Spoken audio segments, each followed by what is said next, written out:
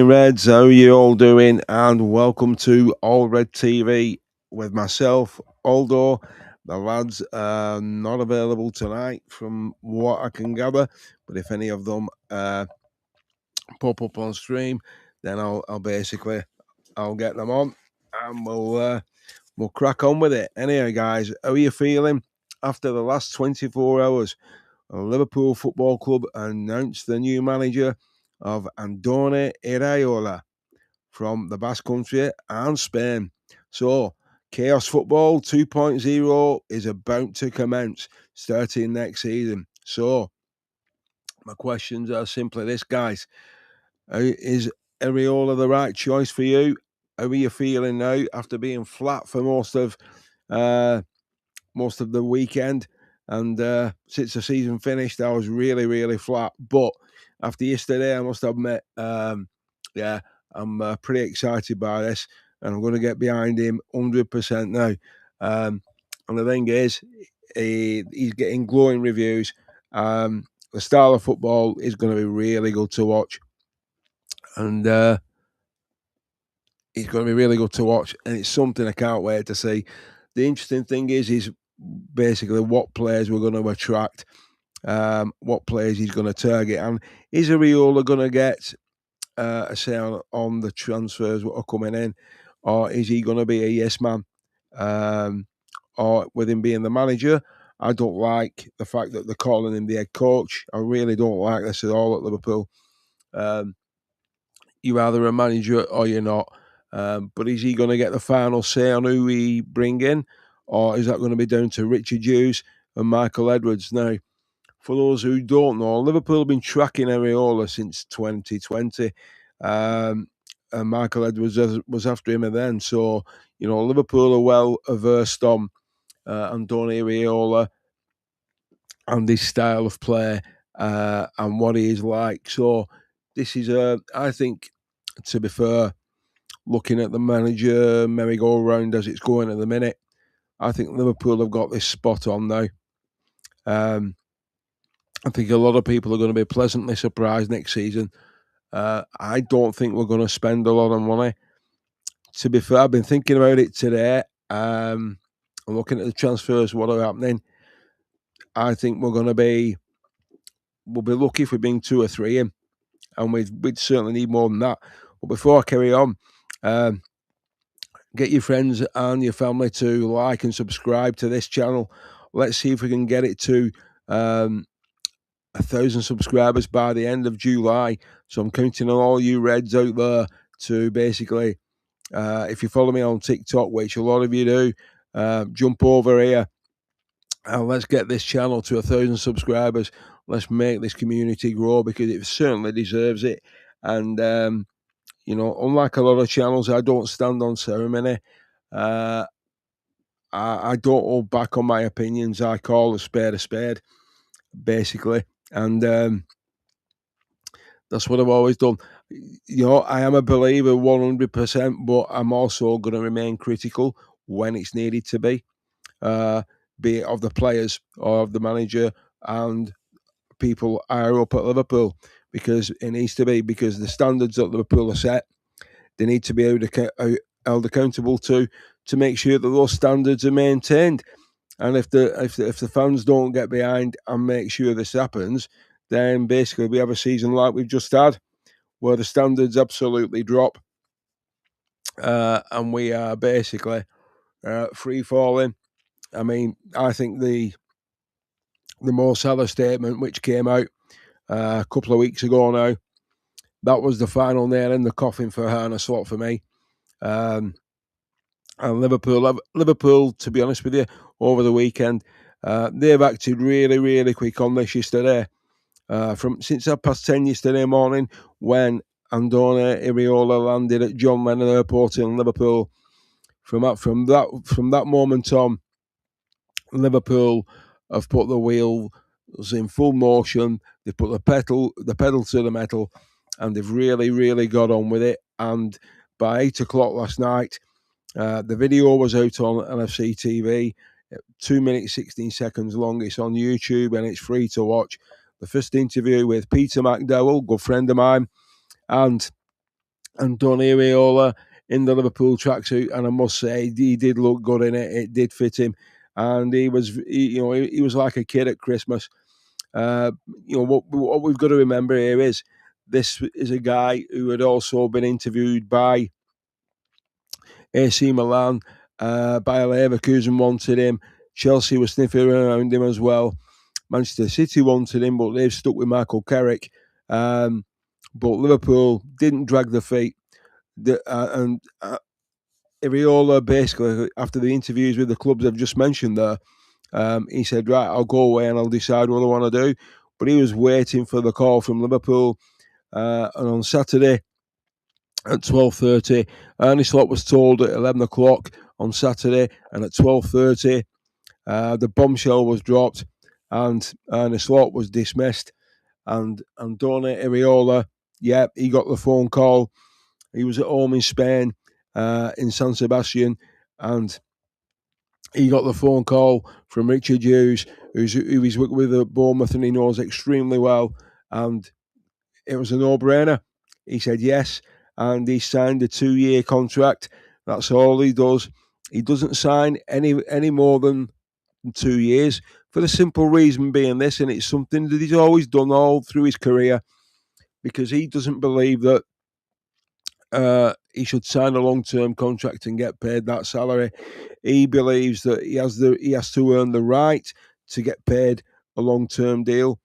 That's why he only signs a 2-year contract, to see how things go and make sure that everything's going as the club want it to. Everybody's on board, everybody's getting on, and if things are going as he would like them to go, then he extends his contract, which I think will happen here at Liverpool. I'm expecting good things next season, and I'm going to be absolutely honest with you tonight, guys. I was talking with my best mate Andy Martin this afternoon.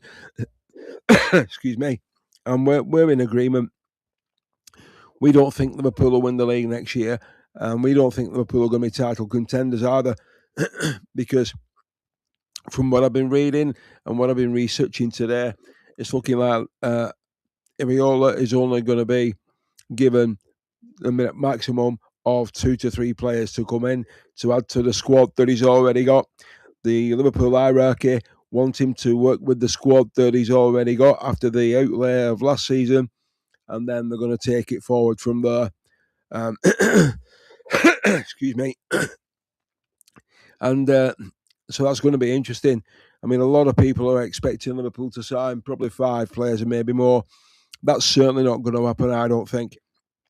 And I certainly don't see Liverpool signing Yan Diamande. I mean, the 2 names which are being constantly touted on a daily basis regarding coming to Liverpool are Yan Diamande from Red Bull Leipzig, and his gaffer is actually Jurgen Klopp. So do you really think Jurgen Klopp's going to let one of their best players leave and come to Liverpool?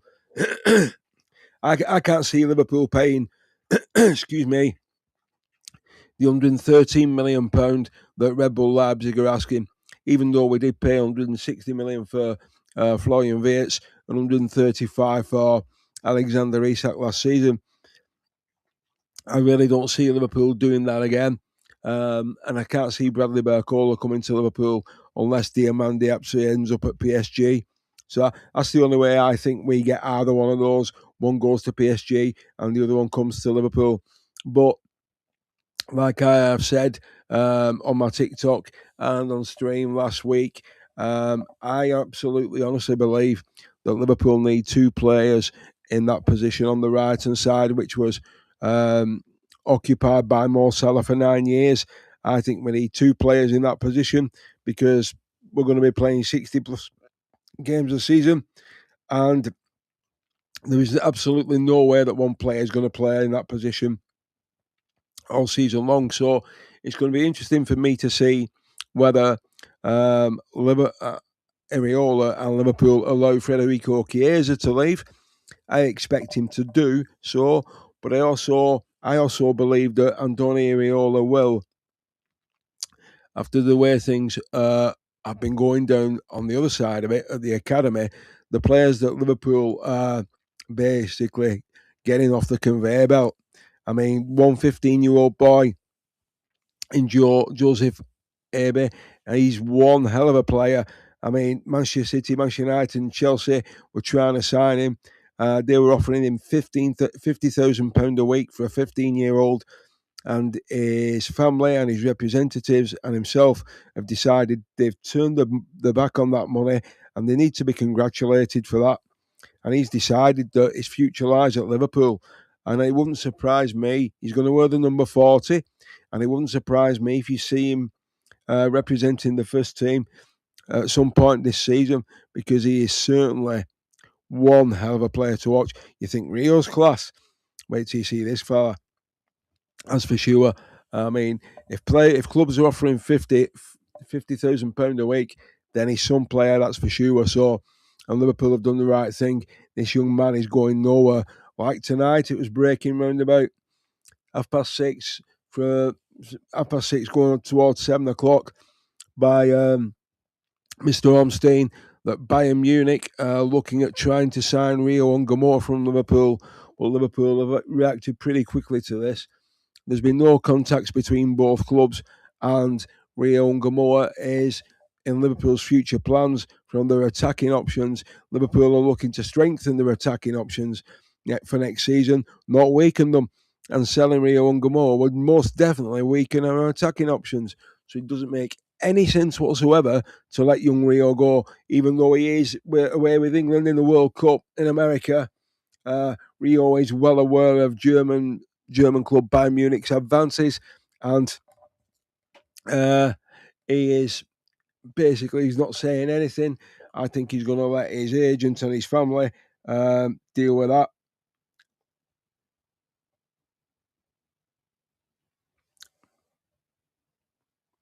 I'm just bear with me, guys. As Anthony just let him know that I'm live now.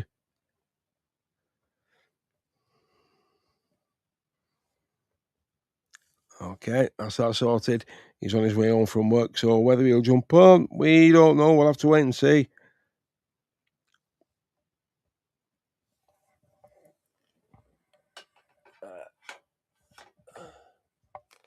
Anyhow, so basically, as a situation, and Andoni Iraola, I think he's going to do a fantastic job.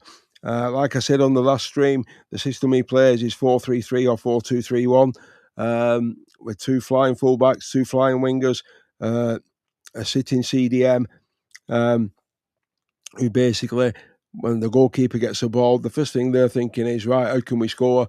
So it's going to be not too dissimilar from what we saw with Liverpool under Jurgen Klopp. And like I said on the last stream on Friday, I think it was, when Iraola was imminent, Liverpool contacted Jurgen Klopp and asked his opinion, and it's looking like that the name that he put forward is the man who actually we unveiled yesterday. That's not been confirmed, but his opinion was sought after, and he was asked for advice. He's give his advice on what he thought. Nobody knows what was said. That remains private, but it's looking like the name that he mentioned, or what he said to the club, is actually the person that we've got in tonight, and for the next 2 seasons, and hopefully a little bit longer. So, anyway, guys, without further ado, get your questions into me, get your comments in, let me know what you think. How are you feeling about it? Are you happy now? Are you feeling? Have you got a buzz for next season? And what players do you think Liverpool should target? Who do you think we should actually sign? And how much do you think they'll actually spend in the summer? Bearing in mind, Iraola isn't going to be signing until starting work until July the 1st. So, I mean, the World Cup starts next week, so that's going to be taking everything over. But the transfer mill is absolutely, it's hectic, because I've been doing a transfer daily for 2 days now on my TikTok all day for the last 2 days, and it's surprising how much of your time it takes up. But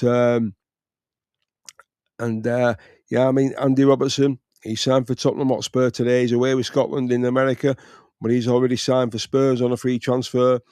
Ibrahim Konate, he's going to go to Real Madrid on another free transfer. We've no idea where Mo Salah is going to go yet. He'll probably decide that after the World Cup with Egypt. And we'll know. And we'll take that from there. But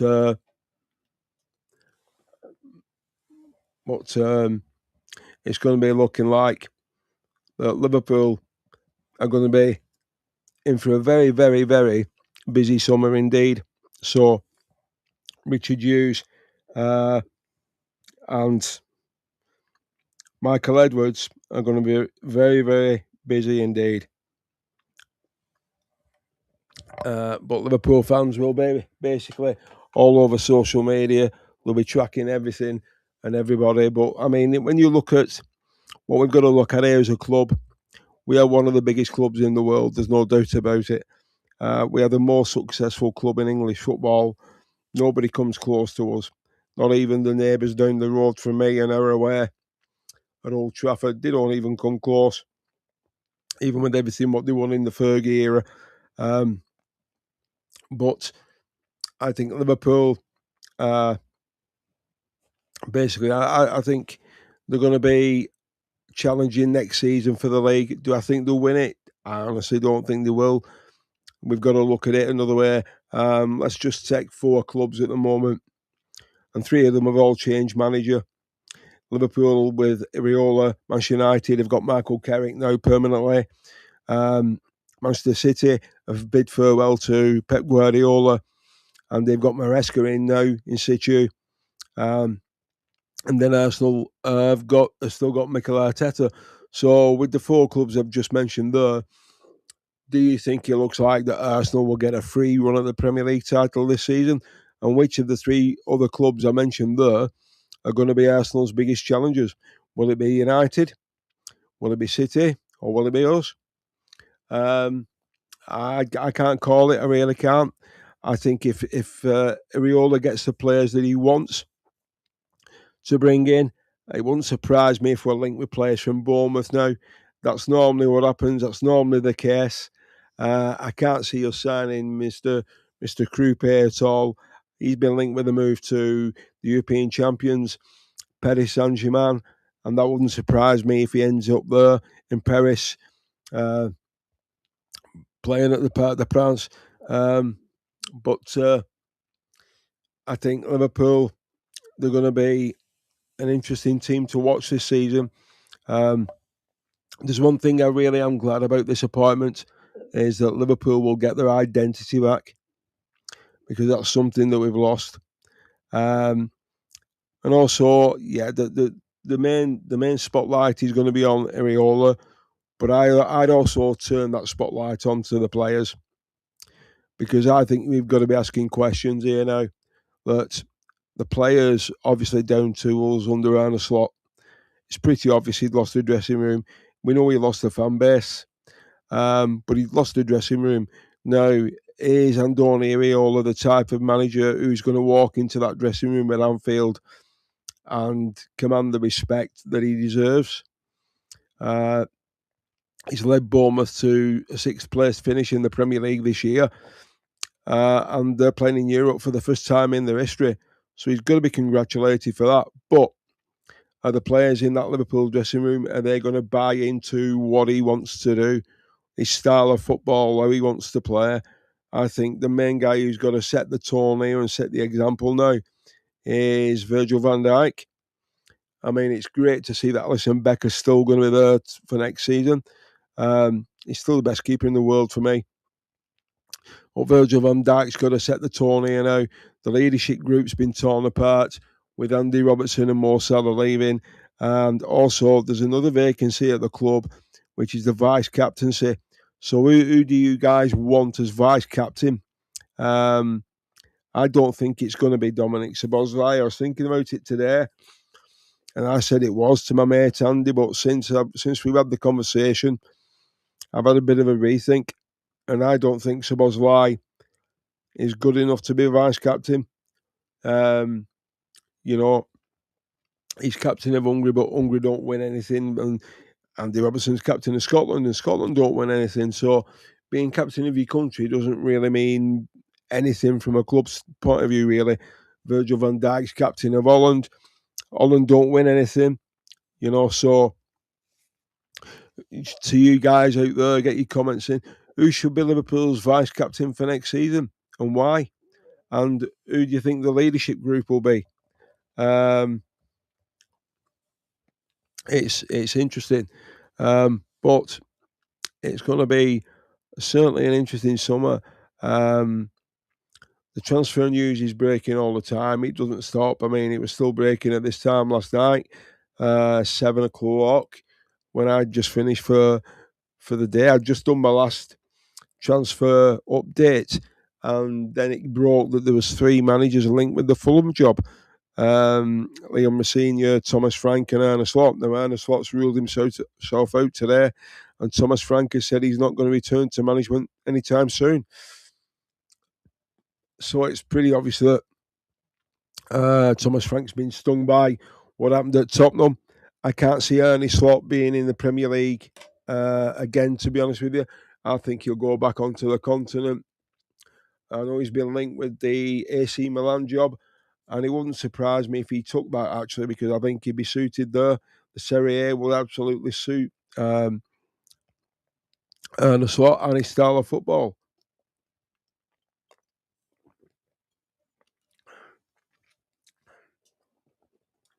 But let's not make any mistakes here.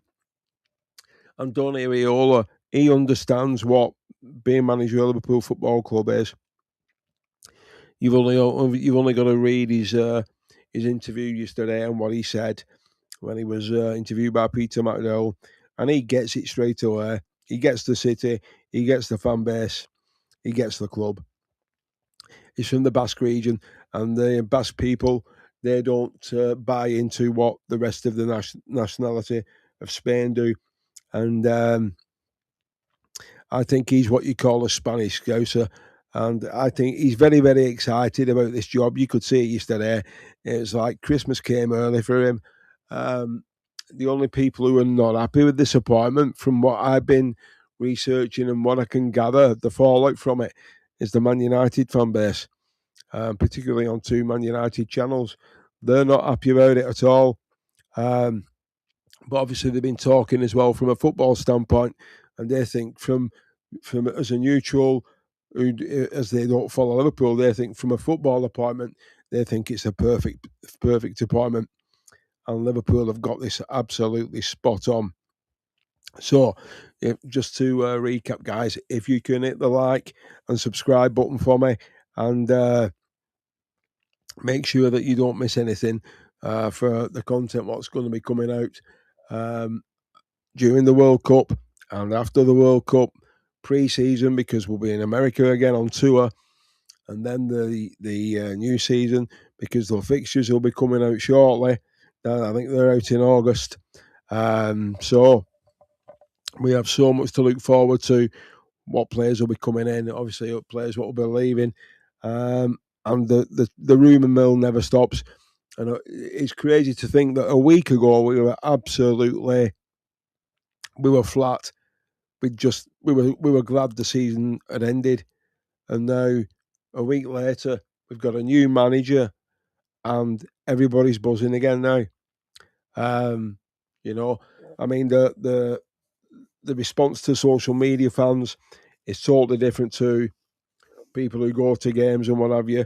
I mean, you can't compare the two. It's night and day. So I'm really excited of somebody who's been going to Anfield for over 50 years, and I work for the club, which I was, believe it or not, it was a dream come true. Something I'd always wanted to do, and to actually work for the club that I've supported since I was a boy for 7 years was an absolute dream come true and an absolute pleasure. And there wasn't a single day that I didn't want to go there. I didn't want to go to work. And every weekend when Liverpool were at home, or midweek when it was Champions League and I was in work, it was yeah, it was Christmas every day for me. It was beautiful, and I made some great friends while I was working at Anfield. Uh, and one of them in particular who I stay in touch with, and he's going to come down and see me next week. Actually, I've not seen him for a while. Andy Crab. Um, he's like a brother, not a mate. He was my gaffer when I was working at Anfield, and he's going to come down next week. We're going to have a proper catch up and talk about some old times, have a laugh, and obviously discuss Liverpool going forward. But get your comments in, guys, and let me know what you think about Liverpool going forward. What are your expectations for the new season? Um, what do you want to see? What are your expectations trophy wise? Do you think Liverpool will be challenging for any silverware? I mean, to be honest with you, I've already written the League Cup off next season because I'm not really interested in it. I'll take the FA Cup because it's the oldest cup competition in the world. But for me, I think top four is definitely a priority. That's going to be on his remit. But like I just said about a couple of minutes ago, when you look at the four clubs, what I mentioned, the Arsenal, Man United, Chelsea, and Man City, um, three of them have got new managers now. We've got Maresca in at City, we've got Iraola in at Liverpool, Kerrick's on a permanent contract at Man United. So, and you've got Xabi Alonso at Chelsea. So as Mikel Arteta, has he got a free run at the league title next season? So out of the clubs what have got new managers in, which one of those clubs is going to be the main challenger to Arsenal? And is he going to be the one who's going to be a surprise? I think he will be. I think he's going to surprise a lot of people here. But I don't think we're going to sign as many players as what we're expecting to. I think we'll be lucky if we bring about two or three in, because I don't think he's going to be in charge of transfers. I think that's still going to fall on Richard Hughes. Um, but I'm hoping that Richard Hughes actually makes an appearance at the press conference when Iraola actually makes his first press conference appearance, which is looking like it's going to be pre-season now. So I'm hoping that when he does take the seat there for the first time in front of the press, that Richard Hughes is there and explains everything and why things have happened, why they did, and what the club's intentions are on the transfer front and who we intend to bring in. Um, but from what I've been researching and reading, it's not looking like Iraola is going to be given the war chest, like Arne Slot was given, to the tune of 450 million last year. But because I think we definitely need a centre back. That's one of my biggest concerns. We need a right winger. We need a centre midfielder. We need another striker because Etatike is not going to be seen until 2027. Alexander Isak, for me, I'm sorry, but I don't subscribe to him. I think we wasted 135 million on Alexander Isak. I think the money could have been spent better elsewhere. He's too lightweight. He's six. You look at him, and he's 6 stone wet through. And the thing is, we spent 135 million on him, and he's not played 90 minutes for Liverpool yet. Yes, I know he was injured and all that, but to me, I just think is he going to be another Darwin Núñez? And yeah, he knows where the onion bag is, but you've got to get him the service because apart from putting the ball in the back of the net, what does he actually do? He doesn't track back. So because he's not built for it. Then we've got the two young centre backs in Jeremy Jacquet, who's injured actually, and then we got young Giovanni Leone, who tore his ACL last season. I know he's booked up massively. Now they're two young centre halves, and they've got so much promise. But I'll tell you what, if they're the only two centre halves that we're going to have, apart from Joe Gomez and Virgil van Dijk, because Konate is gone now, I'll tell you what, that's a hell of a gamble resting your back four on them two guys. We got Costa Simicas, who's back at the club now. So he's going to be Kirkes's understudy, or will he play before Kirkes? Now, for me, I'd sell Simicas and bring another left back in, a quality left back. We need quality. I think we need another right back, definitely, because Jeremy Frimpong is just simply not cutting the mustard for me. He's got to go. He should have been sold by now for me. Um, he's not. He's simply not good enough. His hamstrings are like shredded wheat. Um, like I've just said earlier, we need two players for that position on the right hand side where Mo Salah used to play. If we're going to go deep into the Champions League and the Premier League, which we should be doing, that's our remit, really.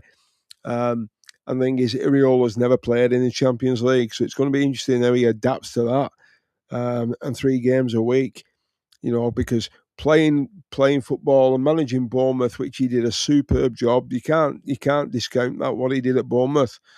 The capacity is 12,000.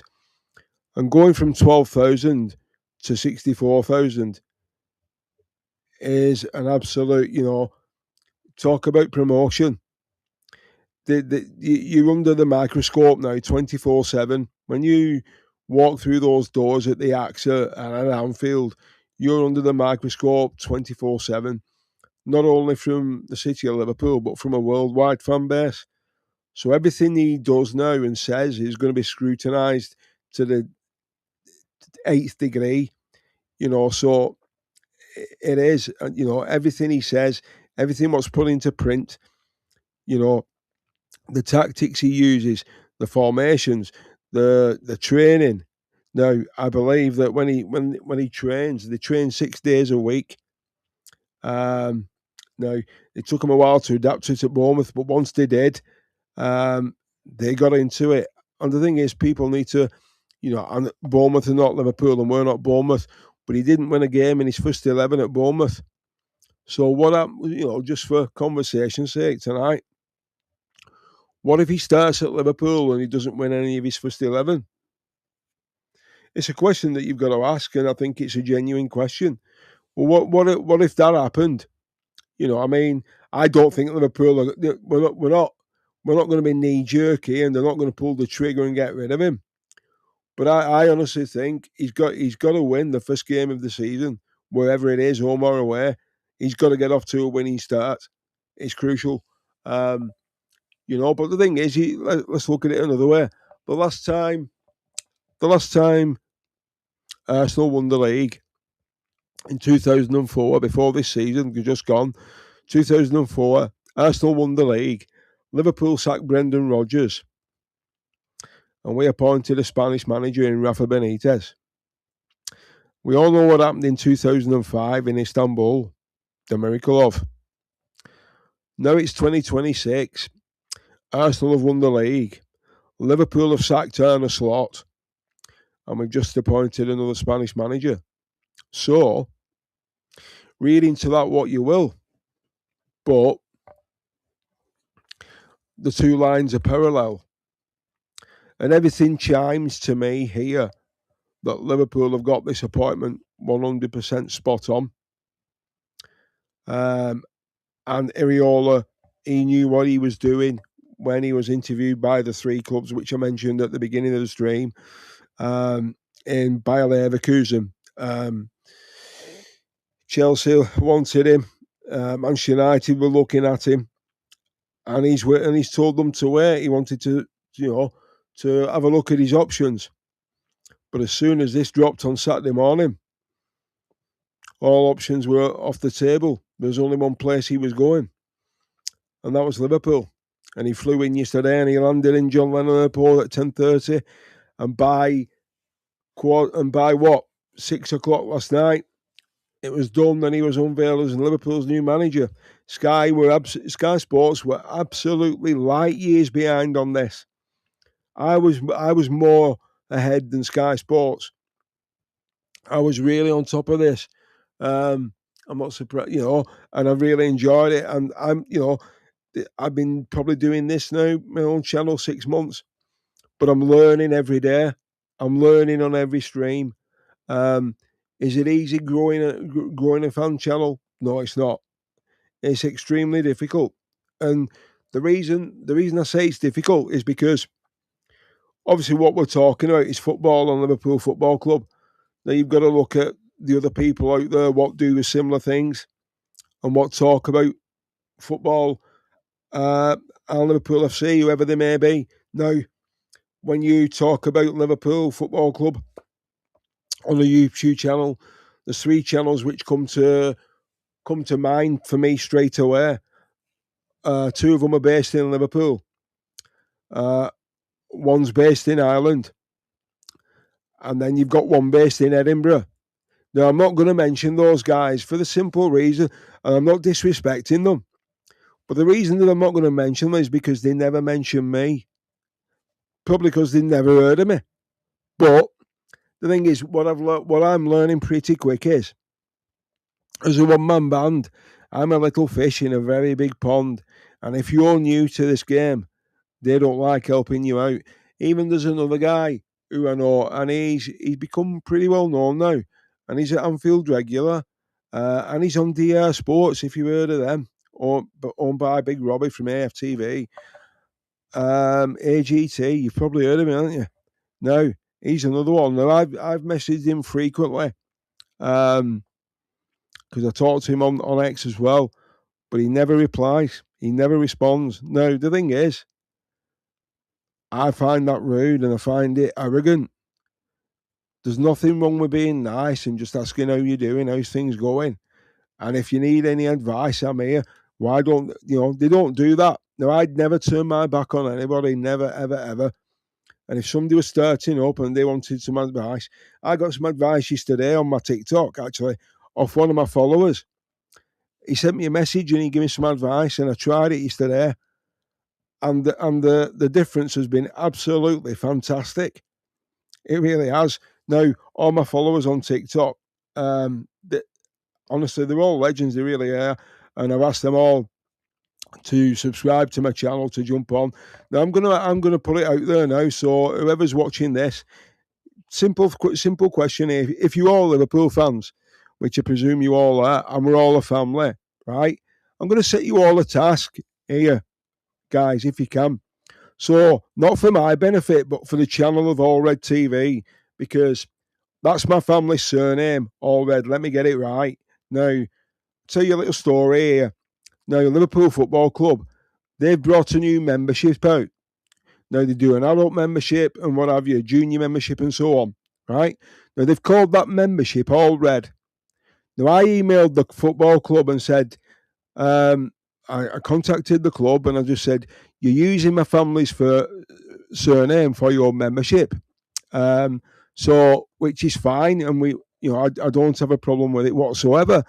But I said, in response to you using my family's surname, could you possibly send me a free membership for 12 months and then I'll subscribe?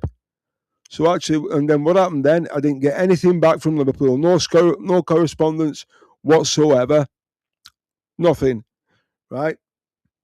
And what you'll find now is, because you'll see it round the ground on the advertising boards during a match game, and you'll get it on all the publications, whatever they do, right? And what you'll find now is they've actually split my surname into two words, All Red, so that they're not using my family surname. Well, they still are, but they've just split it.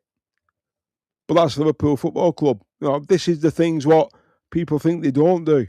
They're very underhanded in certain things. And I've got some stories that I could tell you on stream about when I worked for the club and I was treated and what happened to me on a couple of occasions, and it was quite upsetting. But I'll go to that in another stream, because I think you should know. I think it's only right, as a genuine fan, which I am.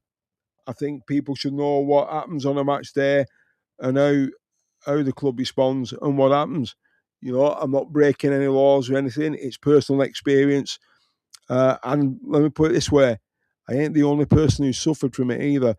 And my good friend who's coming down next Thursday, he's been at the club. He's left on 3 separate occasions. He's gone back every time, but he's left again now, and he's finished for good. and he was in a higher position than me. But anyway, getting back to what I was saying to you guys, here's my target for you. So what I want you all to do, if you all Liverpool fans out there, and I believe we are a massive fan base and we're a great community, I'd welcome anybody to my channel with open arms, and the more the merrier. So what I'm going to set you all to do is, if you know anybody out there who follows Liverpool and likes Liverpool content which doesn't stand on ceremony, and isn't afraid to not have a go at the players and not have a go at the manager, like a certain fan channel, because they get free merchandise and you all knew who they are. Let me put it this way: here's my challenge to you. By the end of July, I want you to let's try and see if we can get to 1,000 subscribers. So that means 1,000 of us. What an army that is, right? And then we can build on that 1,000, right? So that's the starting point, right? I know how many subscribers I've got now. I'll tell you, I've got 14 at the minute, right? There's one guy who I know. I did a stream with him. He lives in Dubai. He's a great lad. I've messaged him today. He started his own channel last week.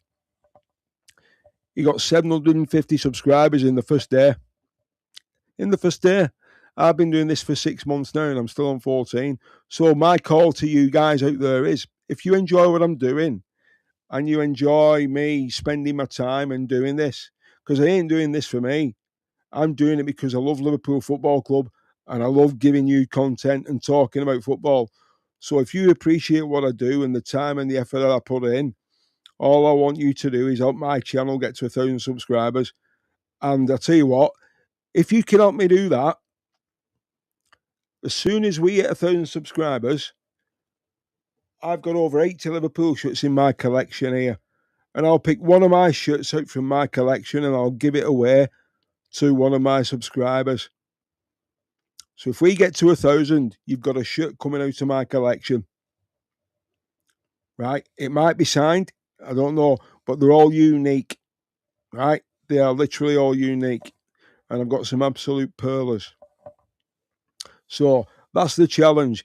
By the end of next month, July, if we can get to 1,000 subscribers, somebody out of that 1,000 subscribers, whoever it may be, will win one of my shirts. That's my challenge. Now let's see if you're up to it. I don't mind giving a shirt away. I'd gladly give a shirt away for 1,000 subscribers. Excuse me. But if you guys can help me do that, it doesn't matter whether it's on TikTok, use your Instagram, use your Facebook, use your X accounts, whatever it may be. Just tell them about All Red TV, get them to subscribe, and the instant that I reach 1,000 subscribers, one of these beauties out of here will be on the way to you in the post with my sincere compliments. And there'll be a thank you letter in it from me personally as well. So, anyhow, getting back to Iraola and Liverpool Football Club, I'm excited about this. I can't wait. We've got we've got the World Cup coming up next week. So it's a bit of a distraction. Is it a distraction? But it's going to give Iraola some time to get his head together around what he's signed up to. Obviously, there's the backroom staff who have got to come in as well. I'm led to believe that they're still trying to bring his own backroom staff in from Bournemouth, which is normally the case. I don't actually see a problem with Liverpool paying them compensation for that. And talking about money, did you know that we've still got the Coutinho money left in the bank account yet? So we have got money to spend this summer. So I'm hoping, if we only bring in 3 players, if he's only going to bring in three players, where do you want him to target first? Who should be his priority signing? Who should it be? And listen, you guys out there, do you honestly believe? Do you honestly believe that we'll sign Jan Diamandi from Red Bull Leipzig? I don't think we will. Jurgen Klopp's his gaffer. Do you think Jurgen's going to let him go? Or do you think he'd say, it's Liverpool, you can go with open arms, you're welcome, away you go, lad, you'll love it? Or is he going to say, you ain't going anywhere, lad, You're not going anywhere unless Liverpool cough up 113 million. If PSG are not going to pay 113 million for him, Liverpool shouldn't. And the thing is, what if he has a great World Cup? Or what if not only him, for example, Barcola as well, who plays for France. So whoever Liverpool are targeting, if they're playing in the World Cup for their countries, if they have a stellar performance at the World Cup in America, Canada, and Mexico, the price is going to rocket. This is why Iraola wants the deals done now. So Liverpool are not paying over the odds. That makes sense. Plus, he wants them in for pre-season because they're not going to get much time off. They really aren't. Because before you can blink, pre-season's going to be here. That's going to be out the way. They've already released the first 2 pre-season games at Anfield for next season. They're already done. Tickets will be going on sale before you can say boo. So Ariola's right in what he's saying and what he's thinking. I've just got this this feeling in my stomach that this fella's going to surprise a lot of people. I know, we've seen him at Bournemouth and what have you, but if you watch the video, there's a video you can watch of Jurgen after we played Bournemouth in Jurgen's press conference, and they ask him what he thinks of Iraola. Listen to what Jurgen says. I says everything. This is chaos football 2.0. This is thrash metal football, not heavy metal football. Don't compare him to Jurgen Klopp. There's only one Jurgen Klopp, like there's only one Mo Salah. It's compare Iraola to Iraola, right? And people forget as well. Look at the football career this had. Look how many games he played for Athletic Bilbao. He was no mug. And the thing is, he's also played with Pep Guardiola and Mikel Arteta for the same kids team because they're all from the Basque region. So says it all. But yeah, I think Liverpool have out of the managers what are available there out there, apart from one, which we were never going to get, Luis Enrique, and he was my number one choice. I'll be honest with you. I think we've got the pick of the bunch. I think we've got the best that we could get now. Apart from Sebastian Ornis, I wouldn't have been too disappointed if he'd have walked through the doors.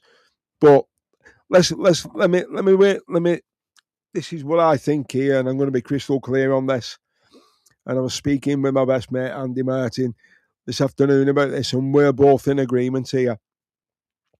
I think we've dodged a bullet with Xabi Alonso, and the reason Liverpool didn't enter negotiations with him at all in any way, shape, or form was simply because he turned Liverpool down to stay at Leverkusen for a year, and then he went to Real Madrid. And within 7 months, Real Madrid have shown him the door and given him his P45. Now, I don't think Alonso will last 18 months at Chelsea. I really don't. And the thing is, if he fails at Chelsea, he ain't coming to Liverpool now. He's had his chance and he's turned us down. He'll never be a Liverpool manager now. Ever. For me. He might be when I pass away. But as long as I draw breath, he won't be a Liverpool manager. There's probably more chance of Steven Gerrard getting the gig, and that's one thing I don't want. He might have been a great player, Steven Gerrard. Don't get me wrong; he was absolutely brilliant. But he's a shocking manager. He's dire. I don't want him anywhere near that football club in a managerial or coaching basis. Look what he did at Aston Villa. Look what he did. He went to Saudi Arabia for a big payday. Look how that turned out. So he's not as good as what he thinks he is. Look at Roy Keane. He soon got out the management game, didn't he? And he was a better midfielder than Stevie G. But you know what I mean? So just because you're a great player doesn't mean that you're going to be a top-class manager. You can count on one hand how many there's been. But looking at Liverpool, I am concerned with the depth of squad that we've got. We've got Wataru Endo. Will he be sold? Will he still be there next season? Will Alexis McAllister, will he still be there next season? Has he got the legs to go 38 games in the Premier League, 60 games a season? Will Harvey Elliott, will he get a run out at Liverpool again? Or is he going to be sold? Will Federico Chiesa still be there next season? Or is Iraola going to let him leave? Como have already, one Italian club are interested in signing him. So, and there's another Italian club sniffing around Federico. And it wouldn't surprise me if Chiesa did want to leave. He may have the best song on the cop, but that doesn't pay your wages. Even though he did sign a 3-year contract at Liverpool. And when he before he signed for us, he went and asked his dad, and he said, "Dad, what do you think?" And his dad told him straight away, "Pack your bags and get gone." Now, a lot of people don't know this, but Federico Chiesa's dad played for Italy, and he actually scored at Anfield. And they showed it Chiesa when he signed for Liverpool, because Chiesa didn't know. So, yeah, his dad scored at Anfield, and so is Federico now. But I'd love him to stay, I really would. So you've got Chiesa there, Wataru Endo, Harvey Elliott. Do you think Curtis Jones will leave? He's been rumoured with a move for 25 million to AC Milan. Oh, sorry, Inter Milan. Strike.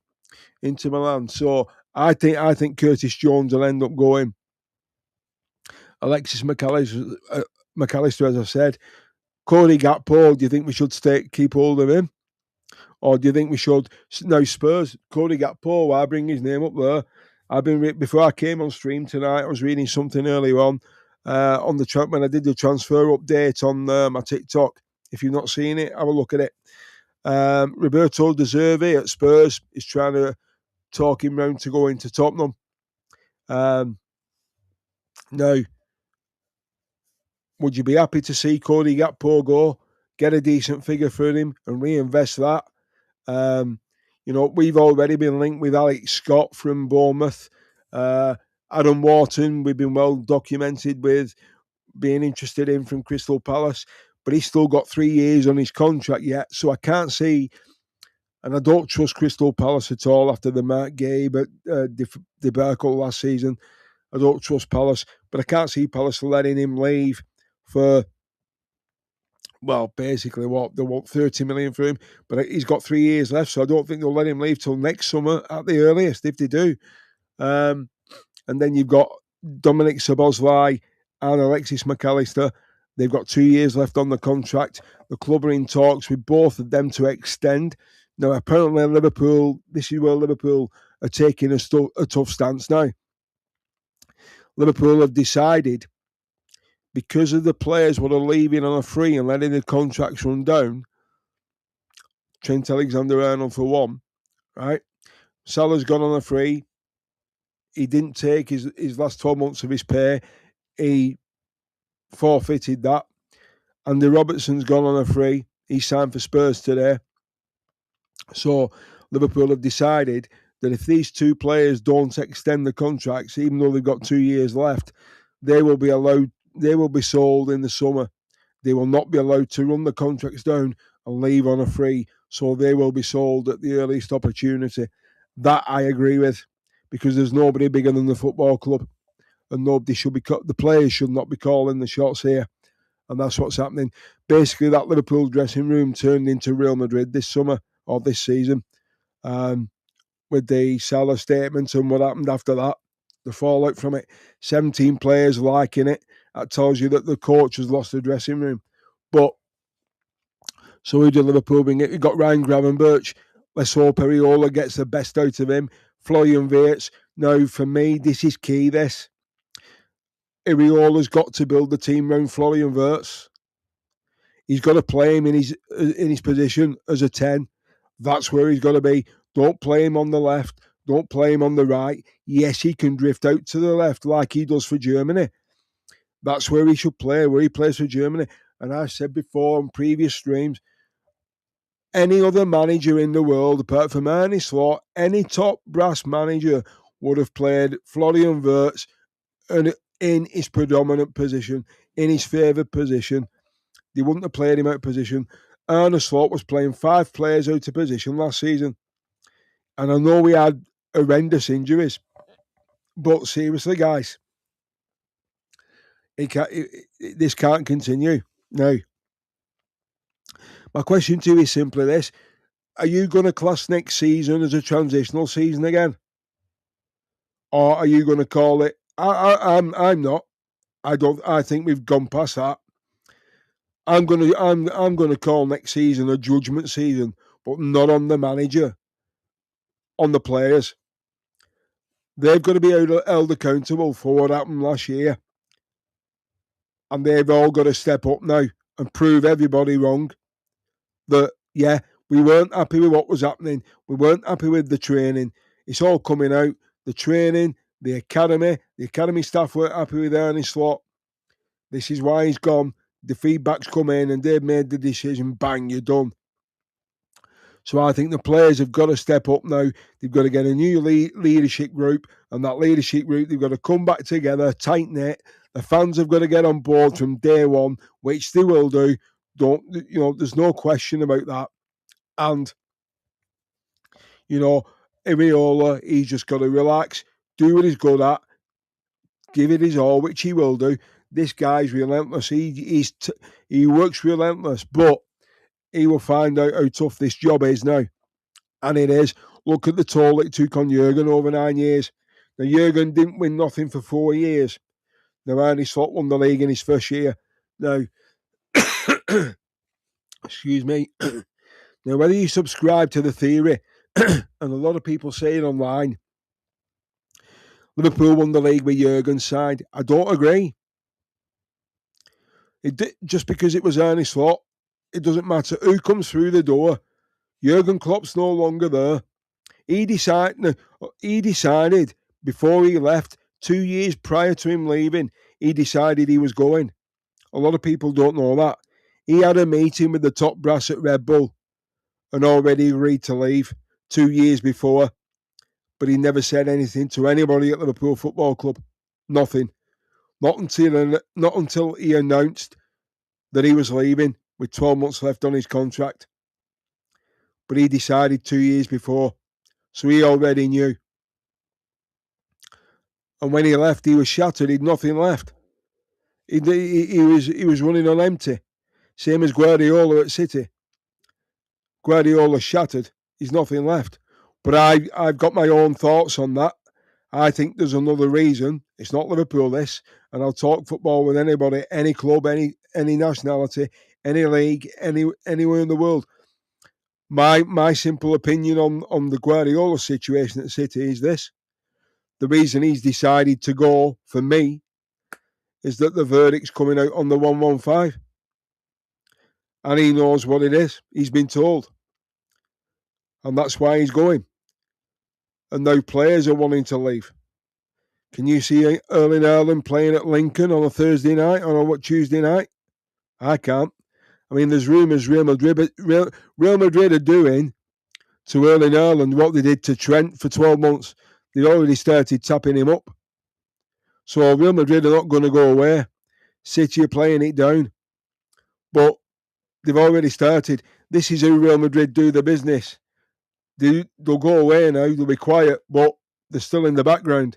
They won't go away now until they get him. Now, Real Madrid are having elections. Now, apparently the elections will be done by next Tuesday. And if Florentino Perez, who's the current president, if he wins the election, he's going to bid 150 million euros for Michael Olise from Bayern Munich.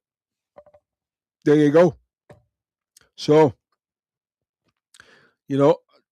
that's how they operate. I can't stand them. They are the worst club in the world, the way they do business. They've got Trent, 10 million. They've got Canate on a free. They've also signed Denzel Dumfries. Now, we were linked with him, and for me, he was too old. He's 30, if I'm right. I think he's 30-year-old. But, let's be honest here, guys. And let's be, I think Liverpool, I think we're in a good position now. I think we've got the best that we could get. But the most important thing for me, which I'm happy about, with the liver bird on my chest, we're going to get our identity back because we'd lost it. Anfield had lost its identity. The club had lost its identity. Anfield had lost the fear factor. It had gone. The atmosphere was shocking. That's going to come back now. And it's going to come back quicker than what you can imagine. Now, here's my question to you before I wrap up for tonight. And thank you to those who have been watching, because I really do appreciate you. If I could put my hand through the screen and shake your hand, I would do. Here's my question to you. Are you a doubter? Or are you still a believer? Or are you having doubts about Iraola? That's my question. I don't think you've anything to doubt. I think, yeah, your confidence has taken a massive knock. Your belief has been rocked to the core. But you've got a guy who's going to bring that belief back. And I think you should invest in him and be happy and be glad, because the tables are going to turn. Tables are going to turn. If 85 points is the total that wins you the league, which Arsenal got this season, do you seriously and honestly believe that, given the squad that we've got now, barring there's no injuries and they all come back fully fit with added additions in the summer, that Iraola has got a squad which could reach above 85 points and win the league? Now, what if he did it in his first season? Here's my question before I wrap up for tonight. Is Iraola a better coach than Arne Slot? Simple question. I think he is. If I was a fan of any other club, right, any of the big six, if I was a fan of any of the big six, I'd be extremely worried now. Because you've got a young manager there who's tactically brilliant, and players crawl over broken glass for him. And now he's at one of the biggest clubs in the world, the most successful club in England. He's never had as much power in his life. He's never had the backing of a fan base that he's got now in his life. Worldwide. He's got the fan channels, and I'll name them all if you want. The Anfield Wrap, Redmen TV, Anfield Index, Anfield Agenda, Cop TV. They're the well-known ones. But there's a little-known channel as well, which nobody's taking notice of. It's called All Red TV. And you're watching it tonight. And I love doing it. And I'll tell you something for free. This guy on the wall behind me, I met him 4 times and I spent a lot of time with him. And if he saw what I'm doing now, he'd be smiling like he's in that picture, because he'd be so fucking proud of it. And he'd say to me, "Congratulations, son." Yeah, he would. No, that's what he'd say. And people can laugh at me, but I'm not here to be laughed at. But I think Iraola, you've got a massive army behind you. And everybody else, they need to be very, very scared now, because the liver bird's going to rise again now. And we're going to come back full force, thrash metal, not heavy, thrash, but it's going to be just as good. It's going to be Chaos 2.0.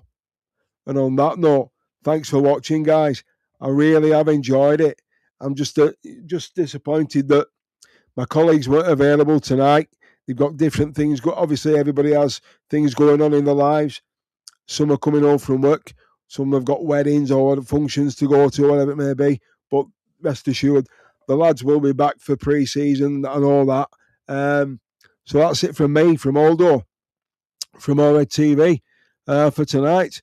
And if there's anything else breaking, like this did yesterday, then I shall do a stream. But like I said, guys, I've set you the challenge now. So by the end of July, we need to reach 1,000 subscribers. So if you guys out there who are watching this can make this happen, somebody's going to win a shirt out of my collection. And you'll certainly enjoy it, that's for sure. Because I have had a couple of lads come down from the stream. They can't believe what I've got in here. And they've gone through my shirts and they're jealous. So if you can get me to 1,000 subscribers by the end of next month, I'm going to pick a shirt out of my collection. And you let me know your address in the comments. And you'll be getting a shirt with my sincere blessing and thanks. So that's it from me for this one. And I'll see you on the next one. So wherever you are, whatever you're doing, have a great evening. And remember, we're here for a short time, not a long time. We're up the Reds. We're back. See you soon, guys. Bye for now.